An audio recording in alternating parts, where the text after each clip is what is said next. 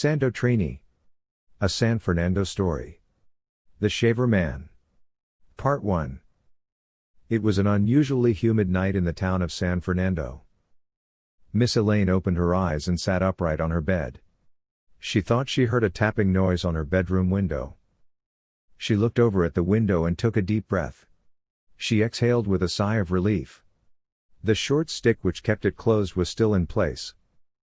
The squeaking of a loose sheet of galvanized iron was comforting, yet it added to her state of insomnia. There was no ceiling between her and the warm metal roof. She knew that soon the air would be chilly enough for drops of water to condense on the metal and fall on her bed. She wished that she could open the wooden windows to allow the cool night breezes to lull her back to sleep. She enjoyed the compliments she received from her friends and neighbors, but she didn't want to attract unwanted attention. When she was told that she looked good for her age, she became nervous and agitated. She knew that as a middle-aged woman, she was a prime target for the Shaver Man. The Shaver Man was rumored to be attracted to mature women like herself, and the thought of being one of his victims made her shudder. The Shaver Man was known as a nocturnal marauder, but he was a real person who terrorized women in Moruga, Penal, Princestown, and San Fernando. He subdued and shaved middle-aged women while they slept alone in their beds at night. Unbelievable, but true. It was an open secret in South Trinidad for many years. Occasionally, he would expand into the outskirts of the capital city of Port of Spain. The story of the Shaver Man became more bizarre when it became known that he was a policeman. His name was Mr. H. More incredible was the fact that he did not operate alone. Another police officer assisted him in carrying out these acts. He was actually the leader of a gang of men who used stealth to enter the homes of single, mature women to shave, then assault them. Mr. Dillery Scott, aka the Mighty Cypher, composed a song about these events which occurred in Trinidad during the late 50s and 60s.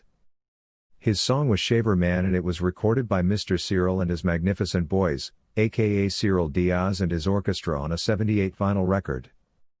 It can be heard here. https://youtube.b/im iti72 kbs gay. Here are some lyrics from that calypso. Shaver Man coming round. He's shaving the old and leaving the young. Shaver Man coming round. In 1957, the Cats and Jammers Steel Orchestra recorded the piece called Shaver Man. That was also a hit with the party crowds. It can be heard here on Mr. Glenroy Joseph's YouTube page. https://youtube. b/3klblb. Chum C. The irony of this story was that while people were dancing to renditions of Shaver Man, they were oblivious to the fact that the song described real crimes with real victims. The Shaver Man's main accomplice was Mr. P. He was also a policeman and a loyal disciple of Mr. H. Mr. H was well known and lived in 5th Company, Moruga. Most of the Shaver Men called Moruga Road, Fort George Road, and Indian Walk their home turf. Mr. H taught others to grab, hold, and shave. Mr. H died very recently, less than 10 years ago. He sustained fatal injuries when he fell off the bed of a pickup truck while transporting molasses on the road to Moruga. One of the perpetrators of this madness was Mr. P. He is now an old man.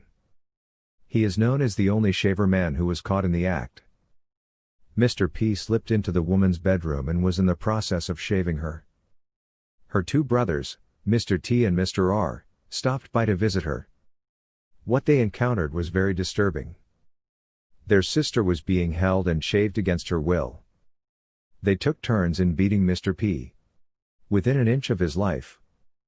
The fact that Mr. P was a policeman saved his life, because the victim's brothers didn't want to be charged with the murder of a lawman. Today, Mr. P carries the scars of that beating on his head. He may decide to wear a hat when he learns of this story. Surprisingly though, the police never knew the extent of the nocturnal violations against so many middle-aged women. The victims were so traumatized by the events that they whispered the details to only close friends and family members. They couldn't understand how their houses were breached with no signs of forced entry. The poor women were scared into silence. The story of the Shaver Man is no myth. This is truly an incredible story. There were more than one Shaver Man. The Shaver Men were members of a gang who operated in different places at the same time. These multiple events at different locations further complicated the police investigations. To be continued.